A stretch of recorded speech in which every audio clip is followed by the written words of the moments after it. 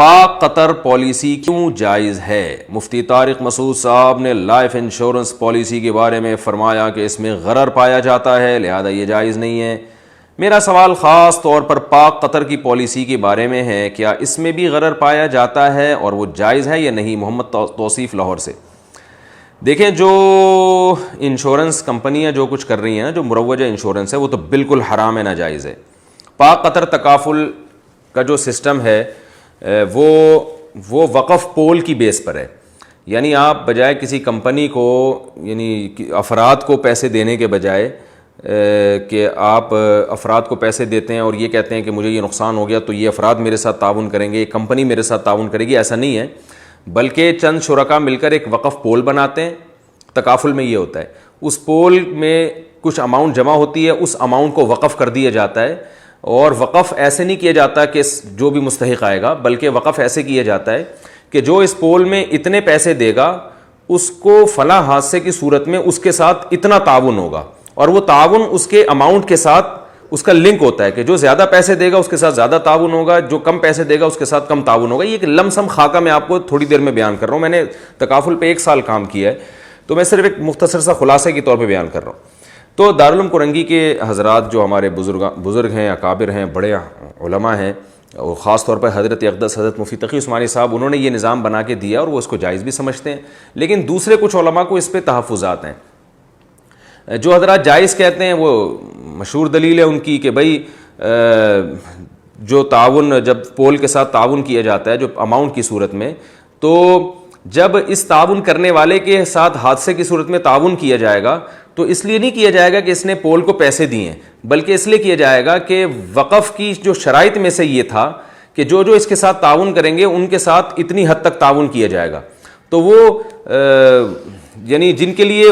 موقوف ہے نا یہ رقمیں، تو وقف کی شرائط کی وجہ سے ان کے ساتھ تعاون کیا جا رہا ہے، پیسے کے بدلے میں، یعنی پیسے کے عوض کے طور پر پیسہ نہیں دیا جا رہا۔ تو جب یہ عقد معاوضہ ہی نہیں ہے تو لہذا اس پہ سودی احکام یا غرر کے احکام جاری نہیں ہو سکتے، یہ ایک مشہور جواب دیا جاتا ہے۔ لیکن ہم نے اس پہ کام کیا جامعۃ الرشید میں، یہاں جامعہ کے بعض بڑے سینئر علماء کو اس پر اعتراضات ہیں، اور وہ مضبوط اعتراض یہی ہے کہ یہ بات تو ٹھیک ہے کہ وقف کے احکام میں اتنی سختی نہیں ہے جتنی ایک عام آدمی کے ساتھ آپ مالی لین دین کرتے ہیں، اس میں غرر کا کسی حد تک تحمل کیا جاتا ہے، لیکن کیا اتنی چھوٹ ہے کہ آپ وقف پول کے ساتھ پیسے کے ساتھ تعاون کر رہے ہیں اور وقف پول بھی پیسے ہی کے ساتھ آپ کے ساتھ تعاون کر رہا ہے، پیسوں کا تبادلہ پیسوں کے ساتھ ہو رہا ہے، اور وہ بھی مشروط ہے، اگرچہ وہ اس طرح سے مشروط نہیں ہے کہ شروع میں آپ کے ساتھ یہ شرط لگی ہو کہ میں شرط پہ دے رہا ہوں کہ وقف پول میرے ساتھ تعاون کرے گا، بلکہ وہ آپ نے للہ فی اللہ دے دیا، لیکن پہلے سے وقف میں یہ ریٹرن میں موجود ہے کہ جو اس کے ساتھ اتنے پیسے دے گا اس کے ساتھ حادثے کی صورت میں اتنا تعاون ہوگا۔ تو میری رائے یہ ہے، میں تو ناقص، یعنی مجھے تو اتنے بڑے علماء کے مقابلے میں یہ کہتے ہوئے شرم آتی ہے کہ میری رائے، لیکن بہرحال جو ٹوٹا پھوٹا ہم نے جو تھوڑا بہت اس پہ کام کیا ہے اس کے حساب سے ہمیں یہ جائز معلوم نہیں ہوتا، کیونکہ اگرچہ وقف کے ساتھ تعاون کی اور وقف کی شرائط میں لچک رکھی ہے شریعت نے، کیونکہ ایک باہمی تعاون کا ادارہ ہے یہ، تو اس میں وہ احکام نہیں ہوتے جو ایک فرد واحد کے ساتھ آپ لین دین کے وقت جو احکام ہوتے ہیں، لیکن اتنی چھوٹ بھی میرا خیال ہے، ہمارا خیال ہے، جو بڑے حضرات ہیں ان کا خیال ہے کہ نہیں ہو سکتی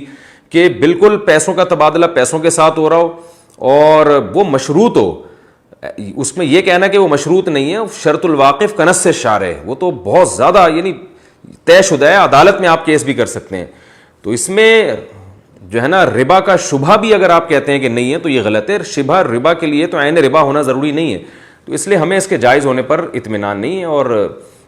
یہ دارالعلوم کرنگی کے بڑے حضرات کے سامنے جامعۃ الرشید والوں نے اشکالات رکھے بھی ہیں، تو وہ اشکالات کے انہوں نے جو جواب دیے تو ان جوابات سے جو جامعہ کے کچھ بڑے اساتذہ ہیں وہ مطمئن نہیں ہیں، تو اس لیے ایسے موقع پر تو عوام کا یہ فرض بنتا ہے کہ جس عالم کی بات پر اعتماد ہو اس پر عمل کیا جائے۔ تو اگر آپ ہم سے ہمارا موقف پوچھتے ہیں تو ہمیں اس کے جائز ہونے پر اطمینان نہیں ہے، اور اگر آپ ان بڑے حضرات کا موقف پوچھتے ہیں جو دارالعلوم کرنگی کے بڑے حضرات ہیں، ان کو اس کے جائز ہونے پر اطمینان ہے، تو احتیاط کا تقاضا یہ ہے